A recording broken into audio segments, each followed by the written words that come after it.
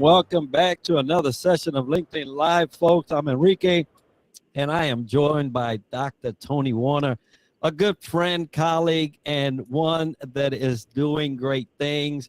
But we're going to talk about the reset and her current book that's just released. Toni, thank you for joining me once again on LinkedIn Live. It is so good to have you and discuss this new happenings in your life. Oh my goodness. It's surreal to be back, Enrique, because this is a whole new format since the last time I have been on with you. We were on oh my gosh, what did it used to be called? Aloha Live. Aloha. Yes. And I was on that twice, and it was a whole different setup. And it's interesting because as what's been on my heart, knowing that this conversation was coming up with you today, is around seasons in life and how that can affect our seasons in leadership, in love, in parenthood, and all these different aspects of life. And this is a different season than when you and I last had a podcast episode together. A different season, not better, worse, right, wrong, just a different season, right? And so it's beautiful to see how you have continued to spread your outreach and spread your leadership and spread your love and spread it in such honest ways with integrity in different seasons and honoring those different seasons. So thank you for letting me come back and be a part of that. Absolutely. And I love that you focus on the season piece. We tend to forget that life, though it has up and downs, it does go in cycles, right? Life goes in cycles. And just like you wouldn't go into summer with a snow ski suit, right? You wouldn't do that. You have to understand that and realize that this is a particular season. How am I going to prepare for this one? It's not like the last one. Everything changes. There are little nuances that changes. I was sharing with you a little thing that came out, in this season during DE&I revolution, right? It's a transformation. Things are changing in that landscape, and some people have not changed with the landscape. They're continuing on, and they're finding it difficult during this time. But if you keep in mind the seasons, the cycles, and how to prepare for it, we get to enjoy it a little more, even if it is difficult, right? Because we know that all seasons are not happy seasons, right? So, it seems so simple, but it does. But simple and easy are not the same, the complexities of life, the cyclical nature. It's a cycle, and also it's different because you're not cycling around. Hopefully you're not cycling around at the same place, the same level every time, but we're cycling at a different place from a different level, different vantage point.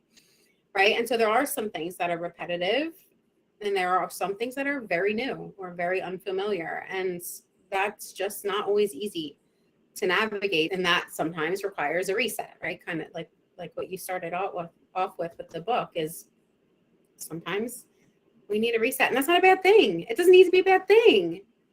It doesn't need to be terrible. We don't have to wait till things get unbearable, which some of us have a habit of doing. It's like, no, I'm just going to keep pushing and staying where I'm at as long as I can, or pushing for my way to get to where I want to go, but in the way that I want to do it, for my plan, until it gets so unbearable that I just can't do it anymore. I'm going to keep going. And we don't have to wait until it gets unbearable, and we can embrace that there are seasons. There's an ebb and flow. That's right. And thank you for keying in the reset. Well, folks, we're going to be talking about reset. What does that look like for you? What does it look like from Dr. Toni's perspective, why she wrote the book, and all of that. And I'll give you the floor here as we begin this conversation around reset. We all have reasons why we write a particular thing. So what was it that brought you to the moment to say, hey, it's time to do this one? Let's name it this. And what was your mind around it? Where to start, right? So this book actually released in 2022, and it released at a time when I had also found out I was pregnant with my fourth baby.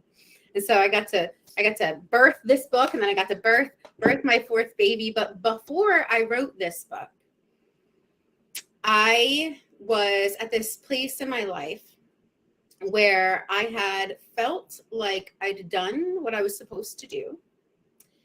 And I had hit my goals, and I wasn't feeling that fulfillment that us high achievers, high performers, goal-oriented type of people are like, well, I need to do this. I need to do this. I set this plan. I set this goal. I hit those markers, and then I've achieved what I need to achieve, or, I'm successful. This is what I need to do to be successful.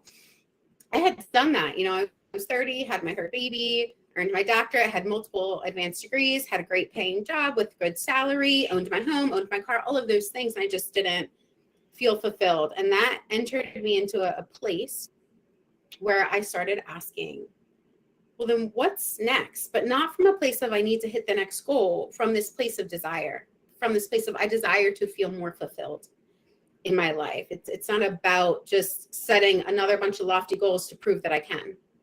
It's not about that anymore, because I did prove I can. And there is a season of life for that, right? But I don't want to live in that space. I don't want to live in that space where I have to keep setting goals just to prove that I can hit them, so that maybe someone will accept me, or maybe someone won't reject me, or maybe I won't feel like I'm not wanted or needed in some way. That started a healing journey for me that was unexpected. And that was a major part of what led to this reset. And I was reflecting on the years that I experienced this reset informally. I was on a walk. Walking was like one of my major reflective moments, peaceful moments, a resetting moment for me each day. So I was going on walks as I was going through this informal reset that I didn't realize I was doing. And on one of these walks, it was like a 2.5 hour long walk.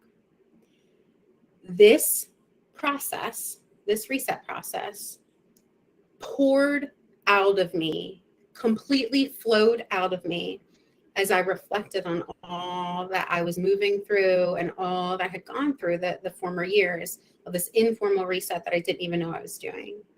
And that I recorded while I was walking. I recorded myself. And that became the very first reset course that I ran.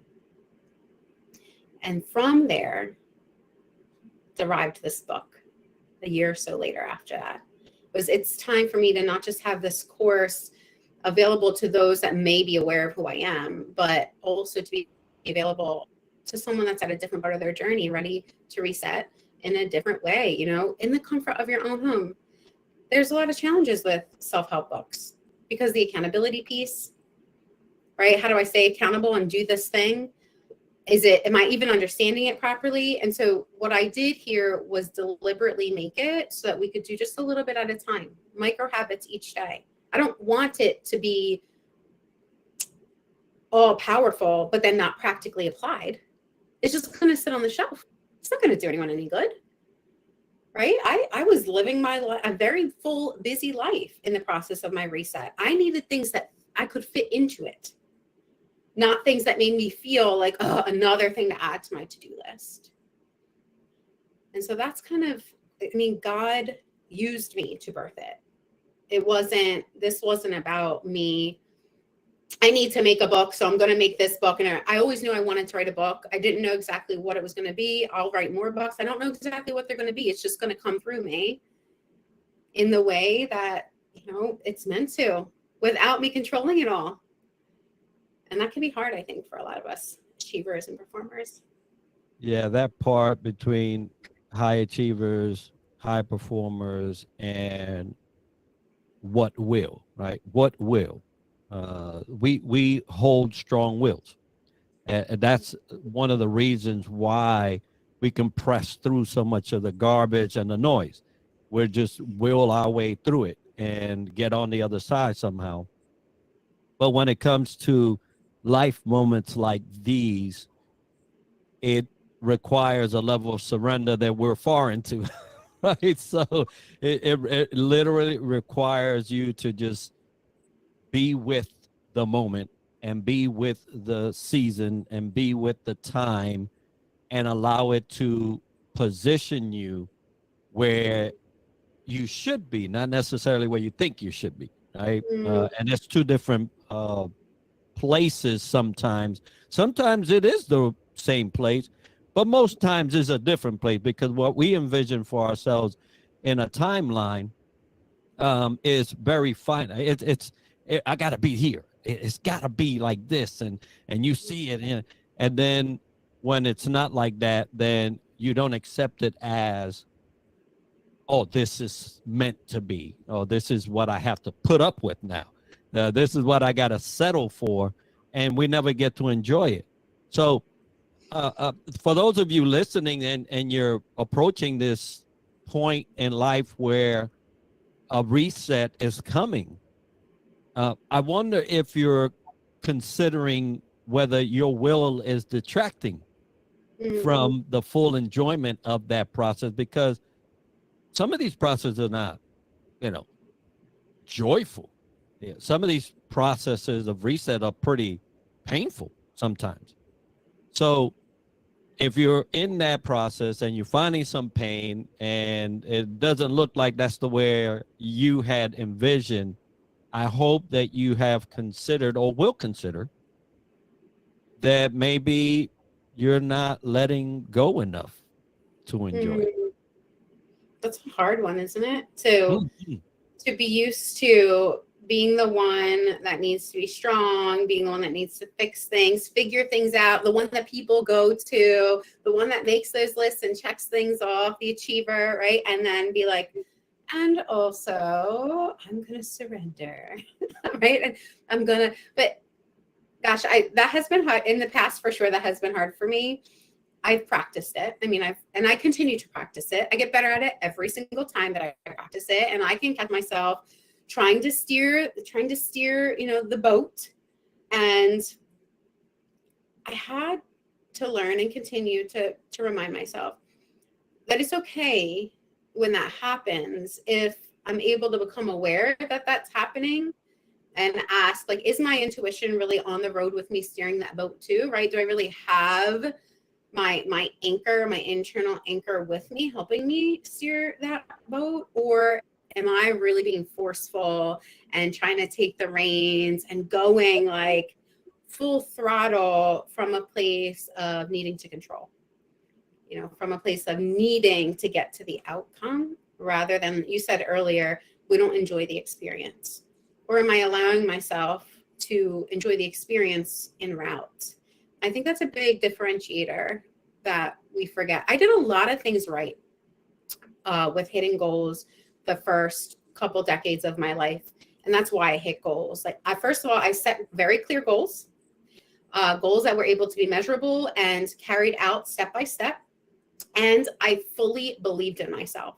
I fully believed that I could hit those goals.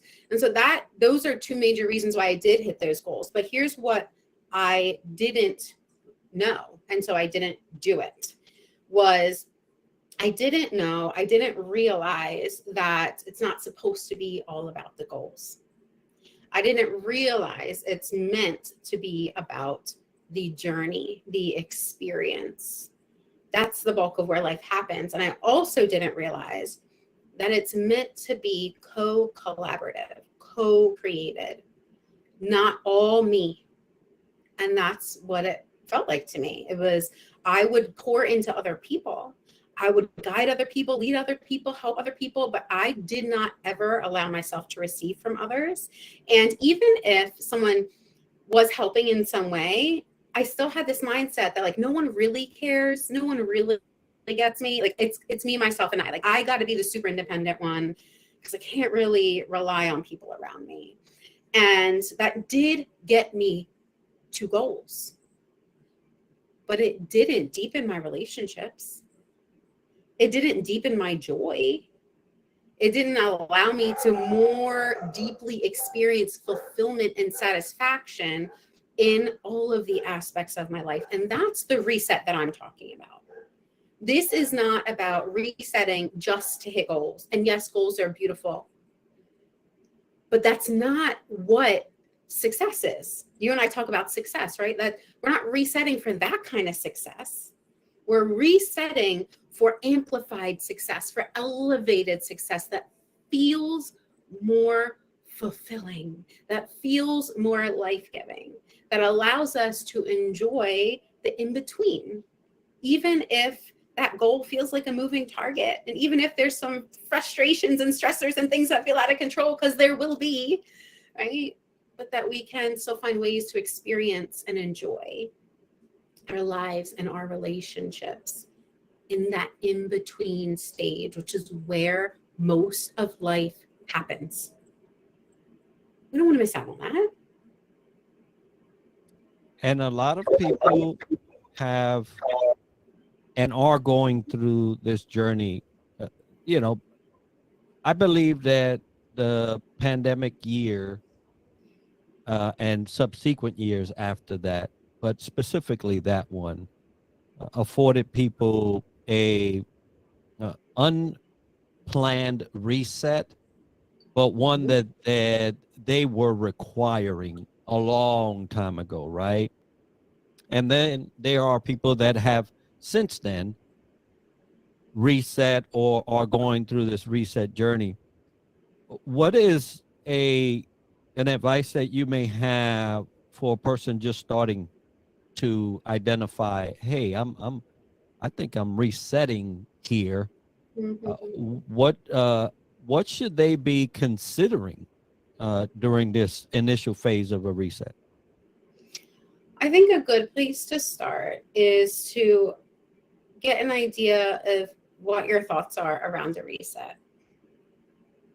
Am I aware of what a reset is? Do I have resistance around a reset? Am I open to a reset? Or what does a reset even mean for me? Because the definition of that can be different for each of us and different for each of us at different seasons of our lives, right? And if we have a gauge of that, if we have a gauge of, okay, I'm either resistant to a reset or I'm open to a reset, have a gauge of where you're at, and you have a gauge of what your definition is. Now it's, I think, a question of, am I willing to take one step at a time? Because that's truly what a reset that's sustainable requires. Like it demands of us. It requires of us. If you're only willing to reset if it's this huge, monumental change in one foul swoop that's going to happen overnight, it's not going to work, first of all, right? And even if it did, it wouldn't be sustainable.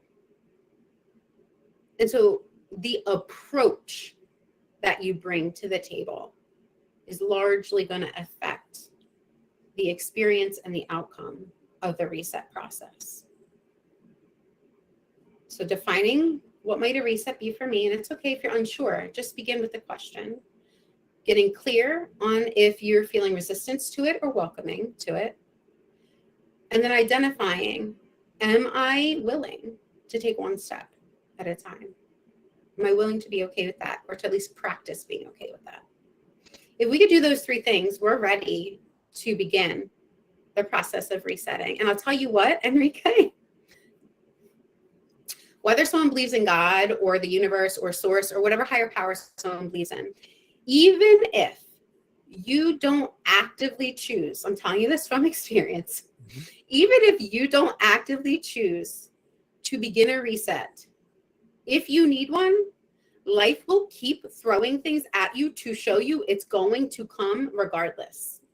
And they'll just keep getting louder and louder and bigger and bigger until, that's why I said earlier, you don't have to wait till it's unbearable, because if you do, it's gonna, if you have that small whisper right now, that small calling, that tug right now, it's like, I'm ready for more. I'm ready for different. I'm ready for deeper. I'm ready to expand or shift in some way that's meaningful, even if I'm unclear. Listen to it, because if you don't, the universe, God, source will find ways to put it in front of you louder and louder and louder and louder and louder. That's the season that you're being invited into. You're nodding your head. You're like, Oh yeah. yep. No, I've seen it both in my life. I've seen it in others. Uh, Yes. it's one of those. Oh, this is happening.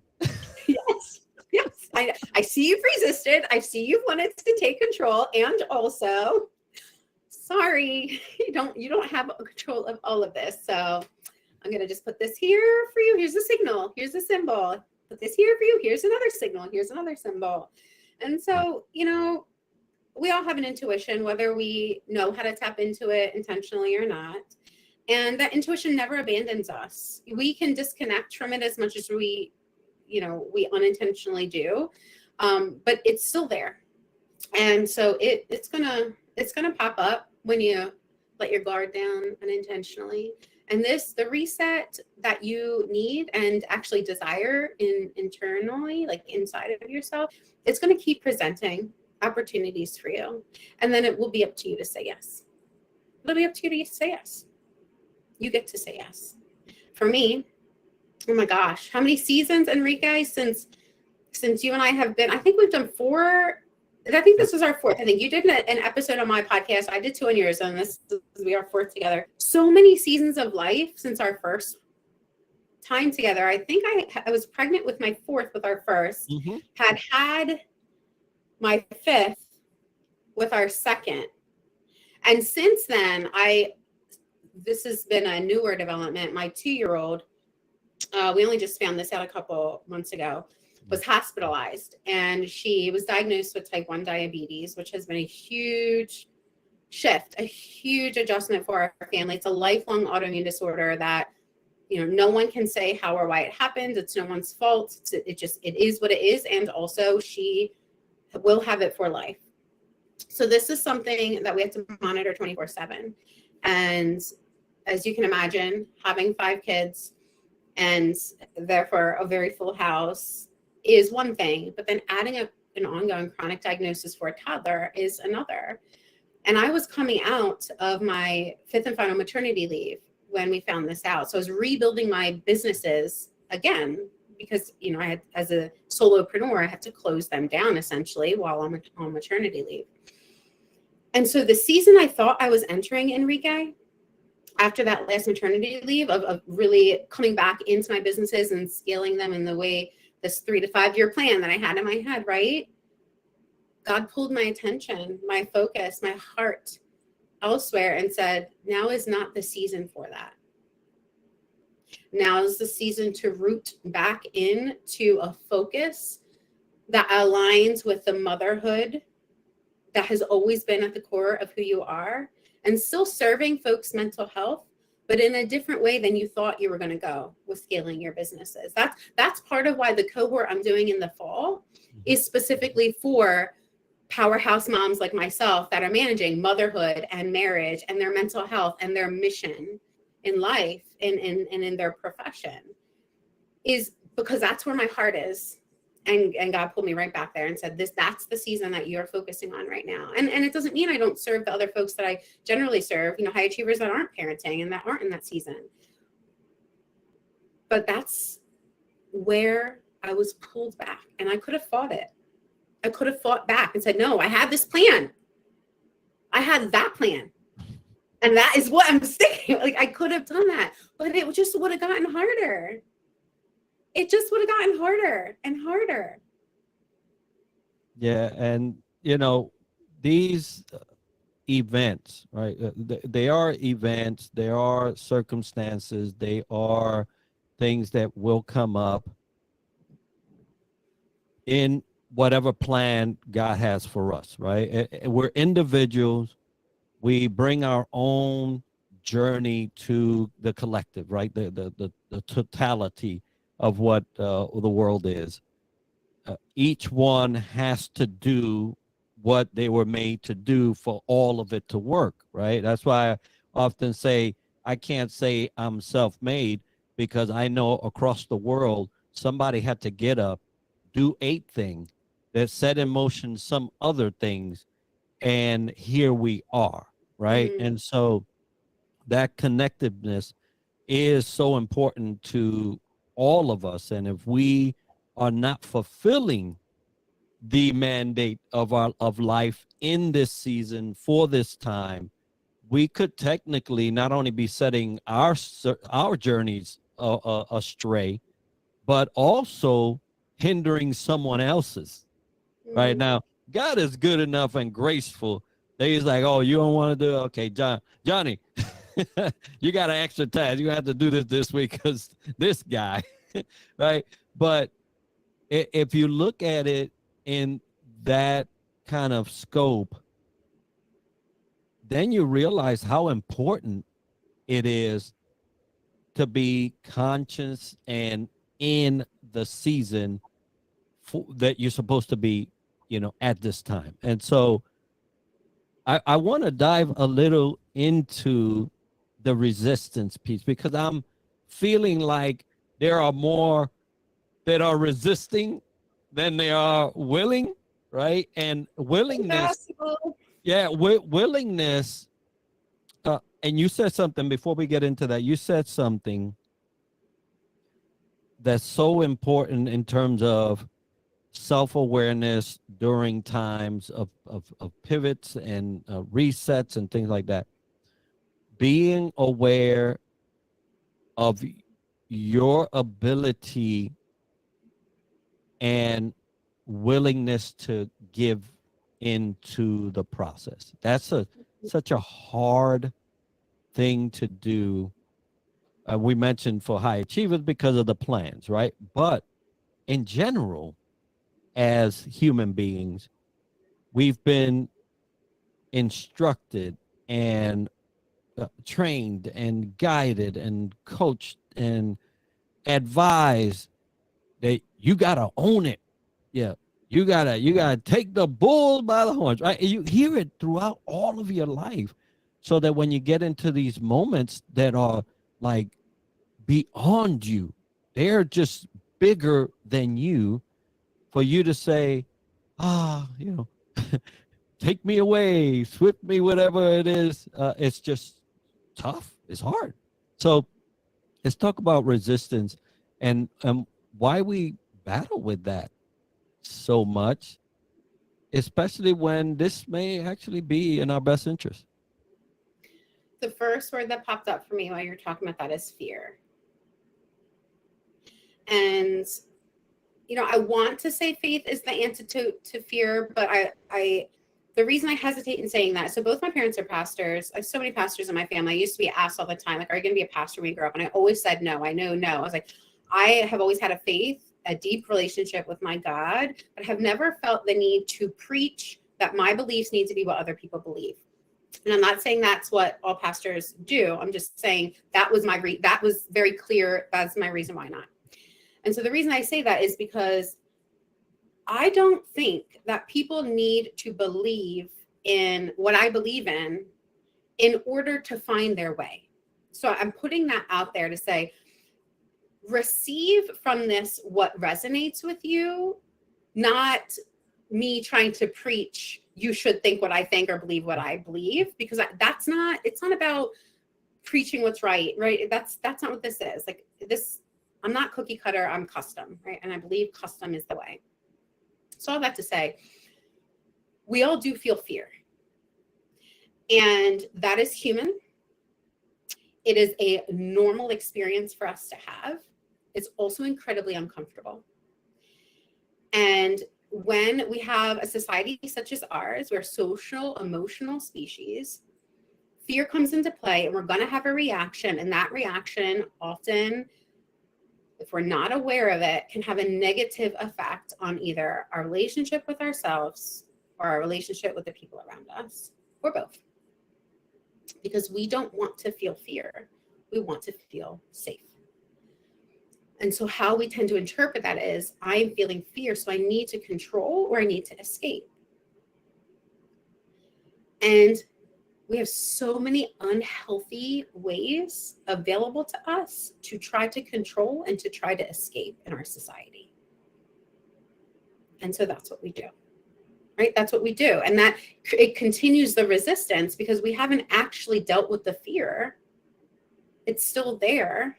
We haven't given it the opportunity to alchemize and become, because energy doesn't just disappear. So fear is emotional energy. It doesn't just disappear. We need to help it alchemize, to shift, to transform into a different energy. So if we're not actually dealing with it, we're feeding into it by trying to take control or avoiding it. It's still there. It's just still there. And then the resistance remains and continues to grow and continues to grow and continues to grow. And if we're not aware, it actually winds up steering the show behind the scenes without us realizing. And I mean, I've been there. I didn't realize that I was so fearful of being rejected because I grew up never feeling like I fit in. I didn't realize that's what was steering my high achievement. I had to go through a series of me being very stubborn and God getting louder and louder until a brick hit me across the head for me to be like, oh, that is what's happening behind the scenes for me. And I do want to reset it. And I know it's going to be a challenge, but I also know that I don't have to do it alone like I thought I did for most of my life. Like, I know that there can be a way to experience the fear, to hold the fear, and to also process it, to move through it so that it can serve as a different energy. So it can be alchemized, so it can be able to move and not stay stuck within me, creating and contributing to this ongoing resistance that I have to keep doing something about because I don't want to feel it. And so since I don't want to feel it, I'm going to try to control or avoid it more and more. And since I'm going to try to control and avoid it more and more, it's just going to grow stronger and stronger. So I just have to keep trying to control and avoid more and more and more. And fear, folks, is, and I tell my sons that I tell them, fear is a spiritual entity, right? Whatever you may call it, but I see it as a spiritual influence, something outside. It's stronger than what you think. It will grip you, and fear is not just there's a sense of fear in us that helps us, keep safe. But then that sense can be overpowering and it'll debilitate you and freeze you in moments when you actually should be taking action. So it depends on how you relate to this thing. You mentioned unhealthy. I want to talk about healthy and unhealthy because we have a relationship with everything in life. And I always sum it up. And I learned this right through in Genesis. I'll give them credit because they're the ones that really threw this my way. But we have a either healthy or unhealthy relationship with whatever comes our way.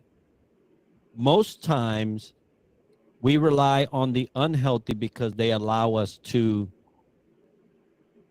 not fight. We don't have to fight unhealthy because it's kind of like sugar, right? You want to lose some weight, cut sugar out your diet. See if you don't lose a lot of weight. Oh, by the way, probably increase your health by so many other things because of the contributing factor that sugar has on diets and bodies and minds and all that stuff, right? So there's a thing called comfort. Comfort allows unhealthy relationships to just stay because you're just comfortable. And resets are very uncomfortable. They could be painful, they could be uncomfortable, but at the minimum, probably uncomfortable because it's something that we know we probably need it, or sometimes we don't even know we need them, but we are at least aware that something has to change. And a lot of people rely on the easy way of being comfortable. Just maybe this will pass next month. Maybe, oh, it didn't, 12 months passed. Maybe next year. Mm, So healthy and unhealthy relationships with reset, because we are constantly being reset in one way or another, right? It a law passed. You had no control of that. mm, That was legislature. But it changed the way you operate your vehicle, let's just say. mm, If you're not aware of the law, like here they changed, if there, it used to be in Florida, if there was a car on the side of the road with their hazards or a police car, you had to move over. You can't be in the same, because it's a danger. The law just passed it to any car. It doesn't matter what, if they're on the side of the road, you got to give them room, because you just never know. Well, I'm going down the highway. I'm moving over. Vroom, vroom, vroom, vroom. Either unaware or don't care. Either one. mm, But the law changed, right? So now the climate has changed. The environment has changed. Now we're resistance, because we're not going mm. to do it. And so somewhere along the line, you're going to get a ticket, right? Somewhere along the line, they're going to come up and pull you over and say, hey, this changed. Or you're aware. I wasn't aware. It doesn't matter. We're still gonna do this thing, right? And that's kind of like what we say, hey, we're doing this thing. We're changing, and you're going for the ride, and that's just it. So in terms of healthy, unhealthy, as it relates to uh resets, this thing, what does that look like in your mind? What's a healthy person and during reset look like, and what does an unhealthy relationship with reset look like? Well, as you were talking about that, there's something that came to mind for me that I have to repeat. I mean, it's just underlying so many, whether it's a clinical client or a non-clinical client, this comes up a lot. And there's this like, systems, relationships are the same. Relationships are systems, systems are relationships. A lot of high achievers that I've worked with, myself included, we have developed an unhealthy relationship with achievement, with goal setting, which we talked about a little bit earlier on. It doesn't look unhealthy though, because on the outside it looks very successful. Oh, Right? yeah. Like you've got it together. It looks so. So that's a little bit tapping into what you're saying about, sometimes what can become unhealthy actually looks healthy, or what becomes unhealthy started out healthy but is no longer serving you. And so a lot of high achievers, they create this dynamic where they're hitting goals, achieving a lot, pushing themselves really hard, looking outwardly successful. And in their relationships, their intimate relationships primarily, but sometimes extended family relationships too, they're struggling. They're struggling. And the dynamic has been created. I am the doer. I am the giver. I am the go-getter. And that's carried over to the relationship. And so a precedence has been set in that relationship. If you're a woman like me, I am this independent woman. And to be vulnerable and rely upon my partner in the way that I deeply desire and innately crave feels unsafe. Mm. It feels unsafe because I cannot rely on you emotionally.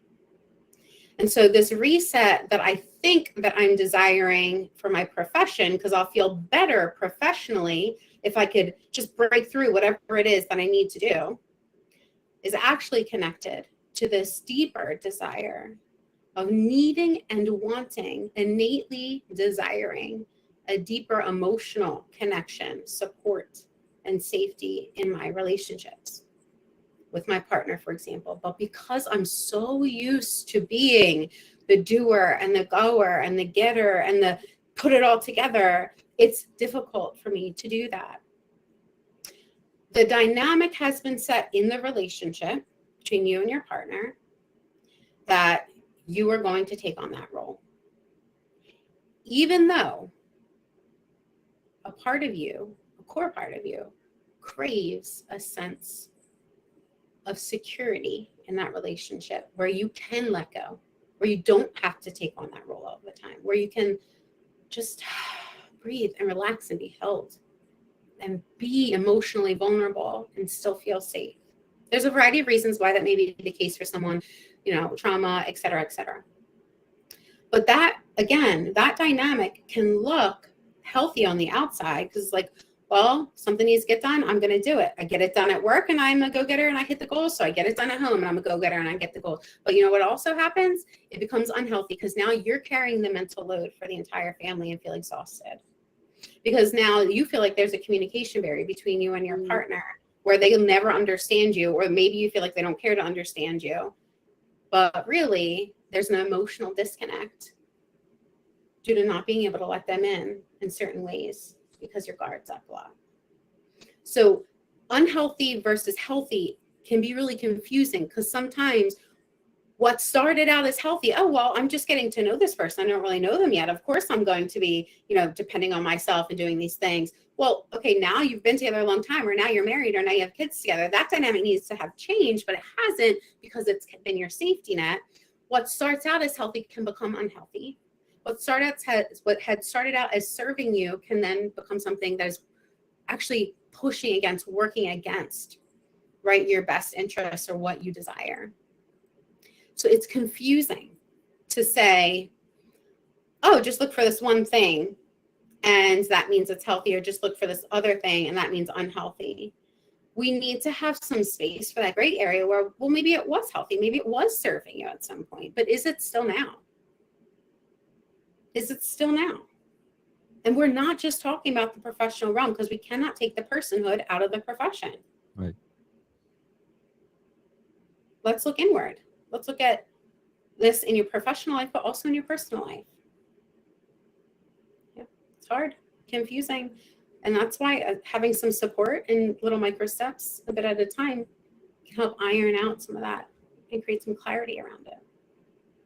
Yeah, it's tough indeed, as you say, because I can see that if I have been safe where this practice has been, then I don't really want to. I like concrete. I like if I go to a restaurant and I happen to like a dish, it's hard to move me out of that dish. I'll go to that restaurant. They be like, again, yep, and you better do it like you said, or it won't be that dish. But yeah, I like those consistency. I go to a specific Italian restaurant for a specific Italian dish, and I want to see it when I get there, right? Lord forbid they say, hey, we don't do that no more. I'm going to be like, oh, man. Where's your resistance? So the resistance should change. So something small, right? But okay, so this is something that became familiar to me, whether it's for pleasure or avoidance of pain, whatever the case is. In your case, it was pleasure. I enjoyed this dish. So what if, and this is completely hypothetical, but so what if you're like, okay, I really am craving this dish. I really want to go and eat it. You go, and they're like, we actually don't have that dish on the menu anymore. We have this other dish that uses some of the same components, but it's completely new. Would you like to try it? You already said this is going to be a problem, right? Like I'm feeling the resistance, but what if that was divinely put there to create an opportunity for you to then, the person that passes by your table winds up seeing it and saying, oh my gosh, I tried that dish last week. And then you wind up getting to talking and it's a perfect connection for you for something else in a completely different realm of your life that you had been praying for, looking for. Let your guard down around trying to control it. But in that moment, because you released your resistance around this dish that you want to enjoy and you invited, you know what I mean? Life works that way. And we cannot contemplate the complexity with which that happens, but it does. And it doesn't mean we shouldn't feel resistance. It doesn't mean we're bad or wrong for feeling resistance. It means we need to be aware of the resistance when it comes up and then intentionally, actively choose how we're going to navigate it from that place. Because it might just be a door to an answer, to a blessing, to a solution, to a movement toward a direction that we're desiring and needing. We don't even know it. That's right. And folks, just that was live example of how easy it is to put in play resistance without even being in that situation. In your mind, you may have already made up your mind, and it hasn't even showed up. Right? I've never been there, and they say, "Oh, we don't got that." No, right? But I already said, "Hey, it's gonna be an issue," right? So a lot of times, this resistance to any level of reset, however may be presented to you, has already been tainted by a comment, a thought, a feeling that you've expressed towards something in the future that hasn't even been presented yet. And so a lot of times, some of that awareness is, what am I speaking Mm-hmm. towards the future that I'm already closing the door on and didn't even realize it? And then when that moment does come up, no wonder I fell back to nope, because I've already set myself up for that uh, response. Yeah. Very powerful. It really is. It really is. It's funny. So I started a garden. It's a pretty significant sized garden. And we've probably had already like 50 cucumbers just in the past, I don't know, month, I guess it's been. And so I've been wanting to find a pickling recipe because I have not pickled myself before. My grandma years ago used to pickle, and I have not done it myself. So I was looking here and there for like a pickling recipe. I'm like, I don't really have time to look for a pickling recipe. Like I have other things to do. So I had to go to get my business mail at where I get my business mail, and was waiting in line. And a guy came up to me. He said, "Oh, I recognize your outfit. You were at church this morning." I did not know the man. It was on a Sunday. "So you were at church this morning." And he started up a conversation with me. Now, what I could have done, because I had my 2-year-old with me, she wasn't feeling that great. I could have gone into my very action-oriented, goal-oriented mode, like, yes, kind of cut the conversation short and be like, I don't have time for this, right? Like, I'm just here to get my mail. My girl doesn't feel well. I'm going to go. But I engaged. I did say, she's not feeling well, but I engaged in a conversation with him. It was a delightful conversation. And then when we left, he saw me get in my car. He came over to my car with papers in his hand. He said, I was here to print out these papers. I printed out extra. This is a dill pickle recipe that I know, right? This is a dill pickle recipe that I had to trade one of my classic recipes for in order to get my hands on it. He said, "It is so good. Would you like a copy?" And I'm like, I've been looking for a dill pickle recipe. It's so mind-boggling. It's something that small that if I had just stayed in my resistance, like, I do not have time for this, I would have missed that opportunity because he wouldn't have felt welcomed into the conversation to come back and talk to me again. But because I allowed myself to just accept, right? This conversation is coming to me for a reason. It's a pleasant, delightful conversation. It wasn't like a rude or abrasive conversation. Like it was, and I can still have boundaries, of course, around it. I don't need to stay there for hours, but because I was willing to invite it and release resistance, I noticed it come up, like, okay, I kind of have a lot, I noticed it come up, and I let myself release it, and I chose to accept the pleasant conversation. Look at that. Dill pickle recipe from someone that I didn't even know his name before that day because he saw me at church and recognized my outfit. Hand delivered. That is amazing. Amazing. And so, folks, if you're listening, right, these stories are being shared because you may find yourself in the same situation where resistance is showing up. You have a choice. Actually, we all have a choice whether we're going to let that actually become a thing and become active in our actions to resist. Because one thing is to think it, another thing is to act on it, right? So if you think it and don't act on it because you've kind of thought it out and say, you know what harm is there right now to let this play out? I still retain the autonomy to say, hey, I'm sorry, I got to go. Nice talking to you. Thank you for sharing what you did, whatever, right? And then go about your way. You still retain that. But are you giving in to acting out what resistance is presenting? Or are you willing to say, hey, I still have ownership of this thing. Let me present it in another way and see where it goes, because that's just amazing. It's amazing. And we all have, I'm sure, examples of where that was the case. And I hope that everyone can remember, oh, yeah, when I didn't kind of force my way out of that thing, it ended up being for my good. And then let that be a reference for you in the future as you go through life. Because, like we've been mentioning, seasons and times, we are going to find ourselves in them at any given time. So, all right, great story to share there. I believe that if anyone is doubting how things really work, they just got proof there. So Toni, let's talk about specifically your book as we in the last 10 minutes of this conversation. So 2022 came. This is the time. This is the season. Let's put this out. And how did you structure it? How did you structure the book? I know it leads to this retreat, this cohort that you're actually bringing about, and we'll talk about that as well to give the listener an opportunity to check that out. But how did you structure the framework on the book, and take us through it? I did so very deliberately. As I was sharing earlier, there's a lot of information out there. We live in the information age.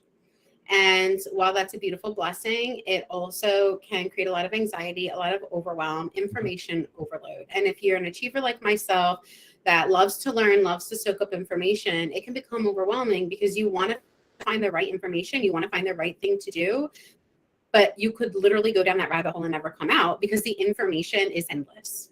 Right. So if we get sucked into that rabbit hole, we wind up moving away from the clarity that we desire. We wind up moving further away from that fulfillment that we are desiring to experience. And I don't want that for any of us, although that's going to happen sometimes, and we don't have to stay there. We can move our way out of that, but we don't need to make that bad or wrong. I just want to be sure I point that out. So this reset, I wanted it to be something that could be broken down into small pieces, digestible pieces that were practical, yet when engaged with, were very powerful. And I do believe that the best teacher is experience.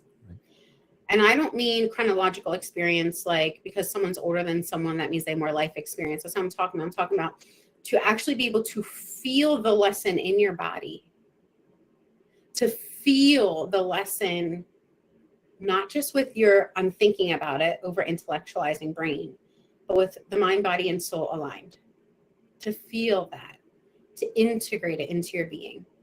That allows you to better understand it, to better process it, to more embody whatever it is that needs to be pulled out of that lesson for you. So that's how these lessons are designed, for them to be, they're more practices than they are lessons, but for them to be engaged with just about approximately 15, give or take, minutes a day. Read it or listen to it if you get the audio course. I have an audio course for it too. Read it or listen to it. Engage with the material while you're doing that. And I actually have the prompts in there that you customize for yourself to deepen the experience. I don't want you to just take in information and overthink it.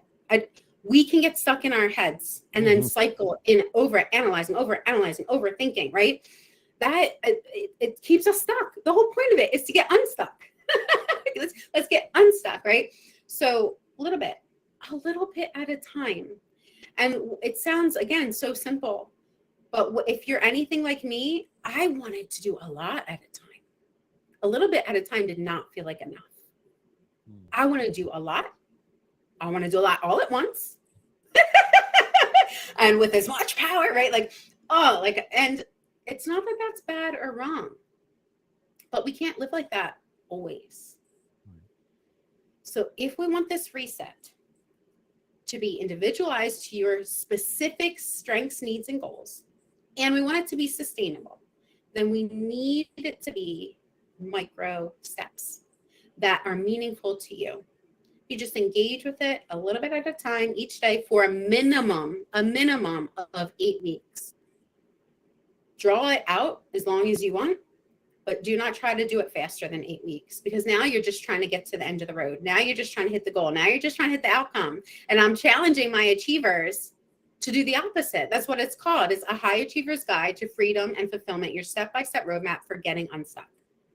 And that's what the micro practices are meant to do, backed by science, psychology, and soul. Let's bring in it's not, science, psychology, and soul are not contradictory. At their root, at their foundations, they are complementary.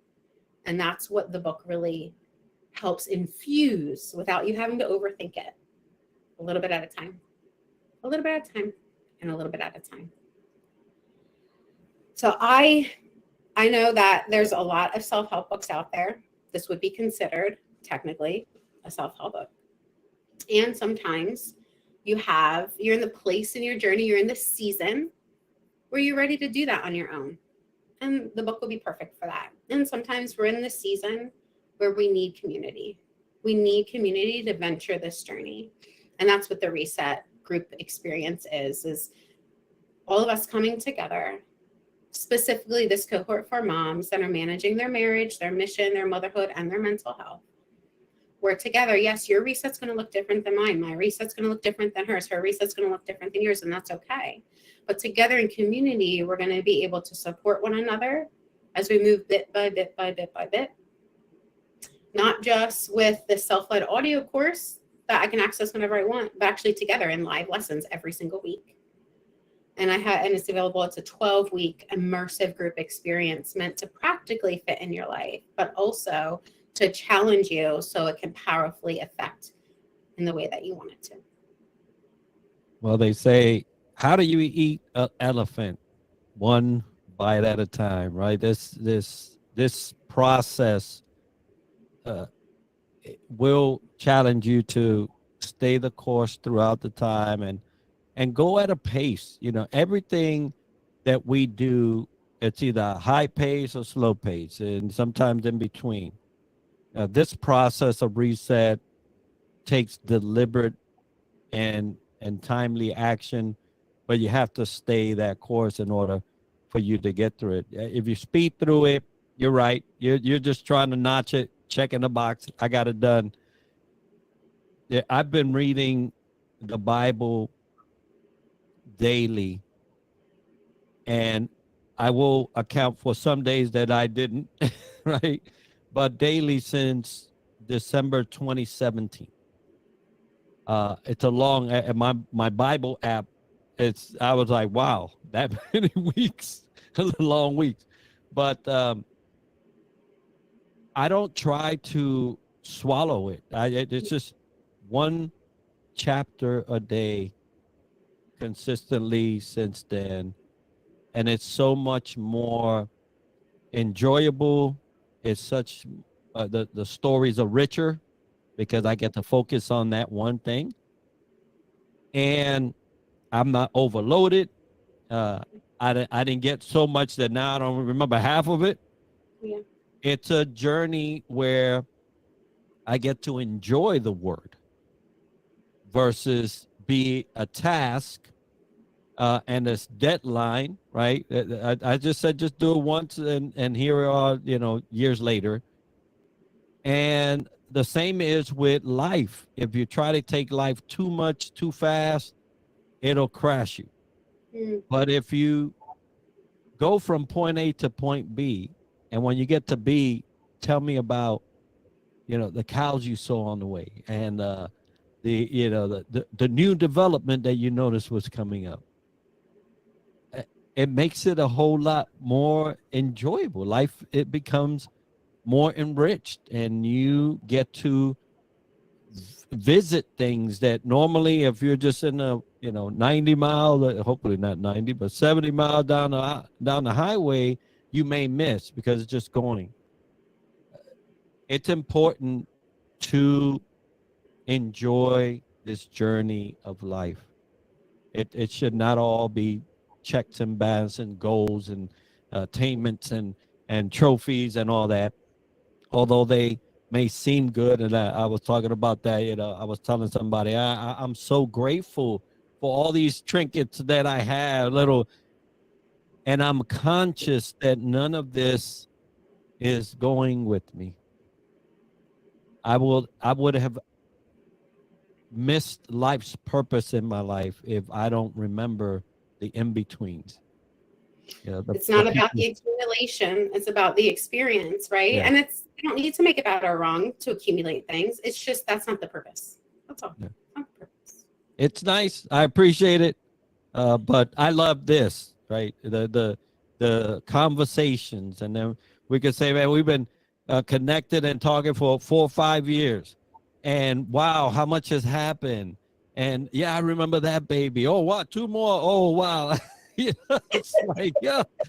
Oh, and a book. Yeah, the book. It's those things that make it so worthwhile. Folks, thank you for being with us for this last hour as we talked about reset, how you can approach it, how not to fall under it and be consumed, and how healthy and unhealthy approaches can really make that journey either glorious or harmful, right? If you choose the wrong thing. Toni, thank you for being with me once again this year, talking about your book. If folks wanted information on this cohort that you have, how to join it, and where to go to sign up, tell us a little bit about that. I can send you the links. There are a Yeah. couple different links. It's kind of long, so it's probably best for me to send you the link. But if you go to boldandbalancecoaching.com, that has access to all the different things. If even if you're not a mom, but you're like, yes, this really resonates with me, I do have a wait list for the next cohort, or folks that just want to support the cause can donate, so that the women that maybe might have a financial hardship right now that want to attend but can't, they could donate as well. So lots of ways to interact there. Well, wonderful, folks. We'll have those links in the comments on all the platforms where we're streaming on. I'm thankful that you were with us and joined us. If you're catching this on replay, let us know. But support Toni, her cohort. If you're in that situation where you are a mom, a high achiever, and you're looking at burnout and all the things that come with it, hey, maybe a reset is around the corner for you, and you may want to join. Toni, thank you so much. Bless you, your family, and all that you are doing. Folks, have a great rest of the week, and we'll see you next time on LinkedIn Live.